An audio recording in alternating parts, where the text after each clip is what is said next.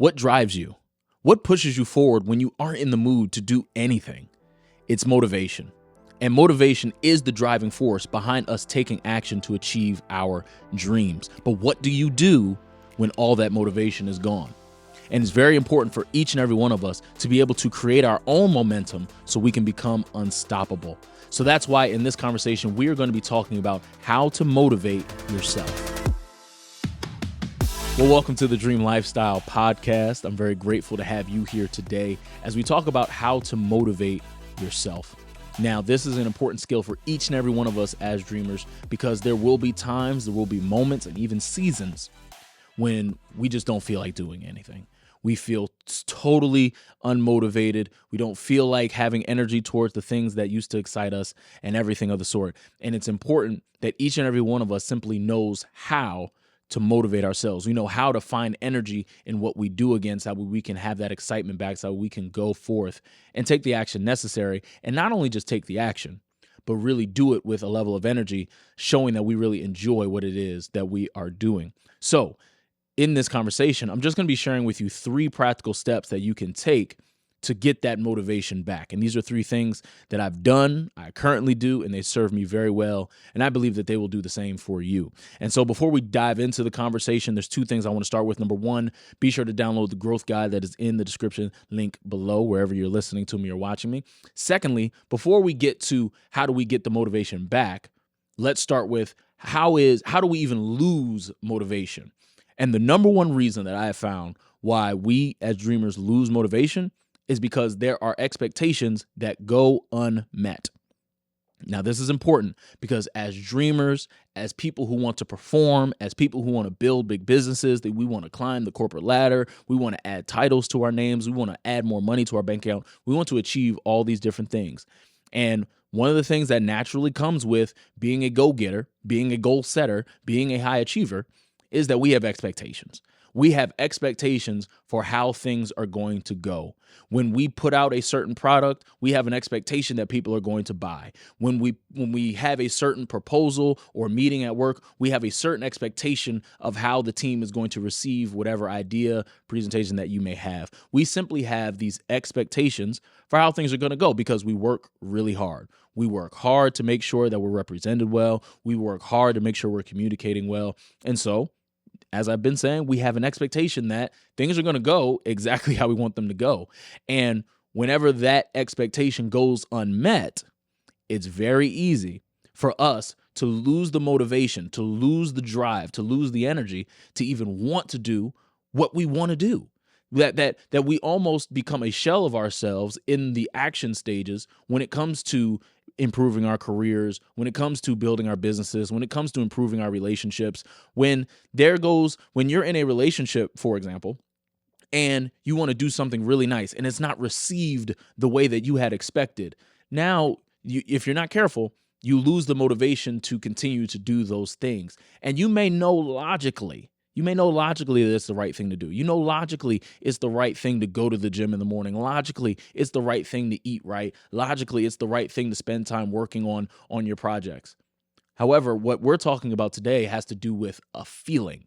And the best way to achieve our goals is to actually enjoy the process while we're on the way.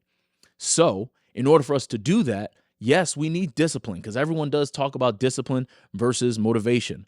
However, it's not so much an either or. You can't have all discipline because if you have all discipline, you're more than likely not so much enjoying the process. But if you have discipline plus motivation, now you not only are getting things done and being productive, but you're actually having an amazing time and enjoying yourself while doing it. So when you think about the reason why you may have lost motivation, whether you feel like you don't have it right now, or you just got out of a season, or you just know in the future it's coming, understand that the only reason why you feel unmotivated to do anything is because there was an expectation that you had that was not met. And so with these 3 things that we're going to talk about, you're going to be able to get it back. And the first thing that you need to do is recenter your mind. It's very easy that when an expectation goes unmet, that our mind can just go all over the place. We think about all the different possibilities, the should'ves, the could'ves, the would'ves, and we just think about all these different things. And in order for us to get our motivation back, We have to bring it all back to center. We have to get in control of our thoughts and our mind so that way we can take steps towards our goals. And in order for us to recenter our minds, it starts with identifying and removing all distractions. All right, we have to get rid of all distractions because when an expectation goes unmet, it's very easy for us to allow the wrong people to speak into our situations. We allow the wrong voices to be heard in our minds. We need to remove all things that do not belong. This once an expectation goes unmet, that is when only required personnel gets access to your mind. Only required voices are able to speak into your mind. And it's only when you identify and you remove all the distractions that you really begin that process to recenter your mind. Listen, are you doing everything you said you were going to do at the beginning of this year? If you are, great. If you're not, listen, it's okay. I just want to take a moment and invite you to join the wait list for the upcoming symposium where you're going to grow, you're going to set goals, and you're going to strategize for success. Now listen, all it is a wait list. It's totally free. There's no money involved. All you have to do is click the link in the description below. Go ahead and do that now, and then let's get back to the episode. The second thing that you need to do in the process of recentering your mind is you need to qualify and you need to assess every emotion, okay? Because, as I said, we're talking about a feeling. We're talking about being motivated. We're talking about having energy. So our emotions, when our expectations go unmet, are likely also all over the place. And so in order for us to really bring our mind back to center, it's very difficult to do that if our emotions are still all over the place. So I need to effectively process what I am feeling. I need to process the disappointment. I need to process the rejection. I need to process the potential feeling of hopelessness. I have to reconcile all of these emotions so that way I can just genuinely know where I'm at. Because it's very important that in order for you to go where you want to go, you need to know where you are. And in order for us to do this, it does start with recentering our minds, but it does also involve assessing and processing our emotions. And it's only when we go through this process of, number one, identifying and removing all distractions and qualifying and assessing all of our emotions. It's only then that we are able to focus on the big picture. Because understand, a lot of the times when our expectations go unmet, it's still all a part of the process. But because we are so zoomed into our situation, we're so zoomed into the rejection, we're so zoomed into an expectation that just went unmet, we lose sight of where we want to go. We lose sight of the overall vision that we're hoping to achieve. And so the important thing that we need to do is focus on that big picture. Because when I focus on that big picture, along with getting the proper data emotionally, as well as removing all distractions, I have a clear idea of where I am, but I'm also reminding myself of where I want to go. And when I'm able to go through this 3-step process of removing all the distractions, reconciling all my emotions, and I'm focusing on my big picture, I'm mentally in a good space to move forward. I'm mentally in a good space to where, you know what, I'm encouraged because I genuinely know where I am. I've reconciled my feelings of hurt. I've reconciled my feelings of pain, but I also have removed all distractions. I know what's true. I know what's false. I know what it actually is versus what I feel like it could be. I am very clear on where I am, and I am reminding myself of where I am going. And this is why just having goals and everything like that is very important, because you're just essentially painting that big picture. But the way in which you get that big picture is a way in which you can recenter your mind. So you need to have a goal to start out with, which genuinely helps with motivating yourself. Because with that big picture in mind, you're giving yourself authority to create momentum that's necessary to take action. So once you go through the process of recentering your mind, you then are able to remind yourself of your why and your how. Now, when I spoke earlier about finding your big picture, we're more so talking about the what. This is the big what that you are looking to accomplish. That's what the big picture is. But in this part, when we're talking about reminding yourself of your why, this is where we're talking about purpose. This is when we're talking about simply, why is it that you want to accomplish that big picture? Why is that big picture important to you? And the second half of it is just how. How were you planning on doing it? Because, again, when our expectations go unmet, likely we were already on a path. We had an expectation that something was going to happen. So we had every intention of walking down a certain path, for things going a certain way. And for whatever the reason, our expectations did not get met. So now we could feel like we're all off course. We're all, just flying into the wind, when the reality is we've recentered our mind, but now we can remind ourselves, okay, this is why I'm doing it. Because when I have a really strong why, I can overcome any type of rejection. I can overcome any type of hurt, because I have identified a purpose point that really means something to me on a larger scale of life. I've identified a goal, a dream, an accomplishment that benefits not only just me, but those around me. And so when I remind myself of my why, and I remind myself of my how, basically meaning that I have a very clear understanding of how I was going to get this done. This was a part of my expectation. I expected to get the job at this time. I expected for the business to do this revenue in this amount of time. I expected for things to go a certain way. This was the how. And so all I do is I get honest with the how. I've recentered my mind. So I'm looking back at my plan, and then I'm able to reassess effectively. And that's what I'm able to get when I remind myself, okay, of my why and my how. And the first thing that you can do to remind yourself to kind of get back to what you need to do is what I call just a back to basics week. Now, this is a very simple concept. And this basically is something that I do whenever I've lost motivation or when I'm trying to figure things out. Just when I basically take an intentional week, a very intentional week, to just do everything that I know I'm supposed to do. And this is something that, will motivate you in the end. In the beginning, it can be annoying. However, it really does pay off immensely, simply because you've gotten to where you are for a reason. You are where you are for a purpose, and you have to stick with what has gotten you here in terms of the good habits. And we cannot allow moments of, frustration. We can't allow moments of disappointment. We can't allow moments of rejection and hurt and all these different things stop us from doing what we know is right.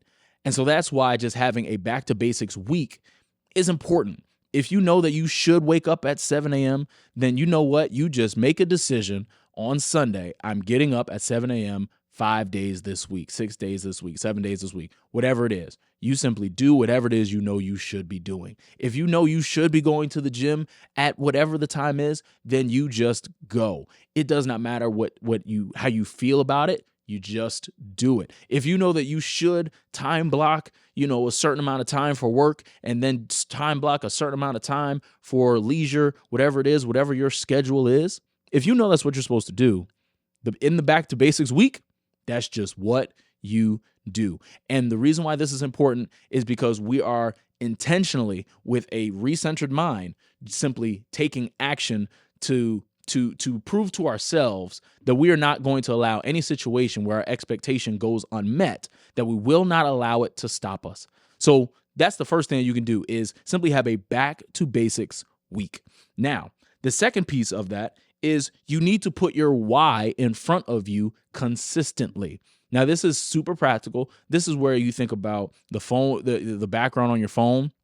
This is when you think about, just maybe posters that you have around you. You need to, in some way, shape, or form, have your why in front of you. If your why is a person, make sure that you're actually interacting with that person consistently. If your why is a specific cause or mission or whatever it is, make sure that it is just in front of you consistently. Make sure that you're actually able to see it consistently, whatever that may mean. If you just need to see a happy family, make sure you watch videos of happy families all the time. If you have a why that has to do with anything to do with finances, well, there are ways in which you can see the vision, and you need to see that why in front of you consistently. And then again, I'm just talking about very practical things that you can do to remind yourself of the why and of the how.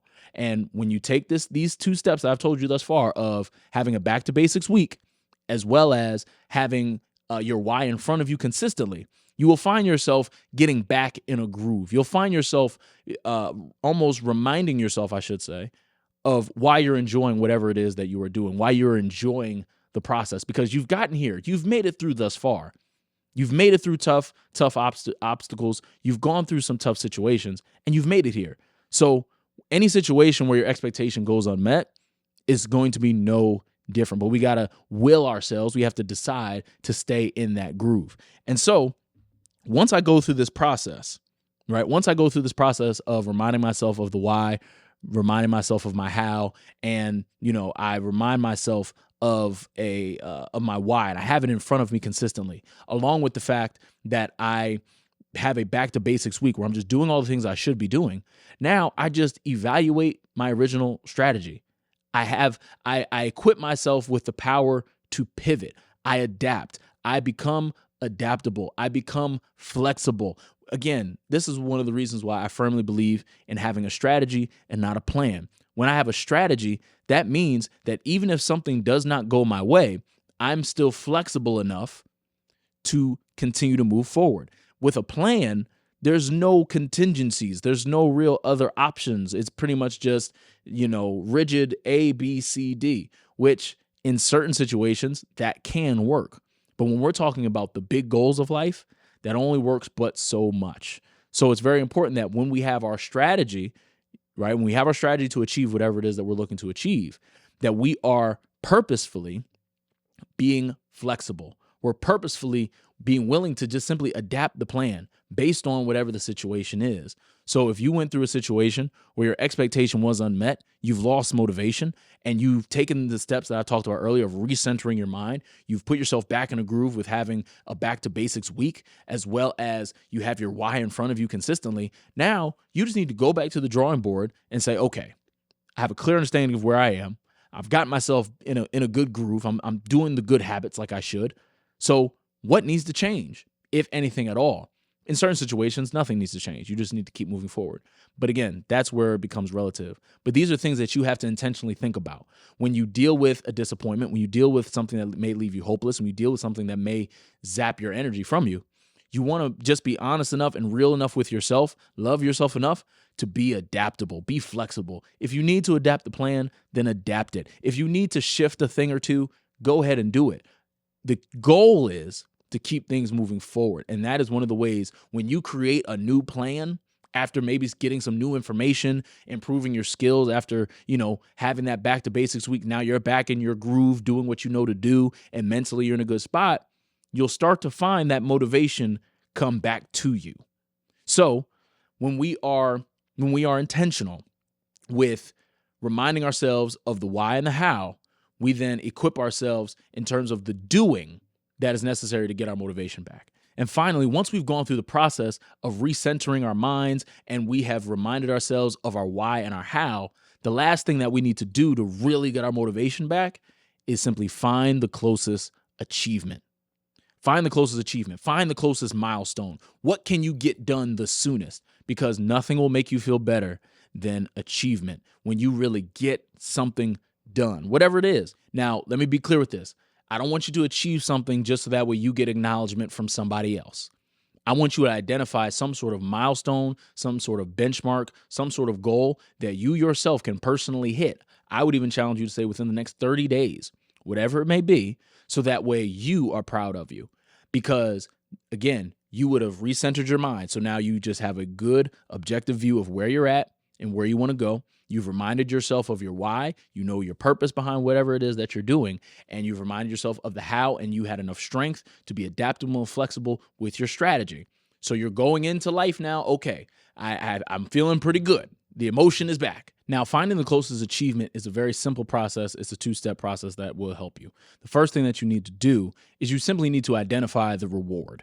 And when you identify the reward, and you really make it a real reward for you, not for anybody else, identify a reward that means something to you, you will find yourself having the energy to do what's necessary and really enjoy whatever it is that you need to do. But this is only possible if you identify with that close achievement, whatever the reward is. And then even deeper than that, the second piece of it is that you need to determine the impact of that achievement. What will you be able to do as a result of achieving this close goal? And when you arm yourself with this information, you have basically rebuilt your expectation to where now you're able to go out into the world and do whatever it is that you need to do and enjoy it. Because motivation does serve a purpose. Your motivation is important. Your discipline does serve a purpose as well, but be clear, all fires need a spark, and motivation is the spark for us as dreamers to get things done. And the only way that we are able to find that motivation is by doing this 3-step process that I told you about. The first thing is recentering your mind. The second thing is to remind yourself of your why and your how. And then lastly is to identify a close achievement. What is a close milestone that you can complete solely for you?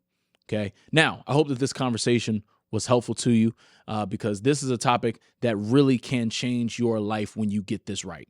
When you get this right, when you know how to go through a process of where your expectations have been shattered and you are feeling like you are just all over the place, where your mind's all over the place, and you take the time to recenter your mind, and then you lock in on your why and your how, and then you just identify the nearest achievement possible, you will then have the tools necessary to motivate yourself to get it done. Because whatever it is that's on your heart is possible to do. And this process is important for each and every one of us because there will be times, there will be seasons when your expectation doesn't go met.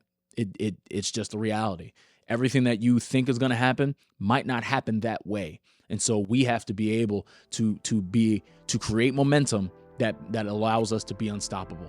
And one of the ways we're able to do that is by this 3-step process I told you about. So, as I said before, please be sure to download the growth guide that is in the description link below. I look forward to seeing you guys next week because understand that life gets better when you get better.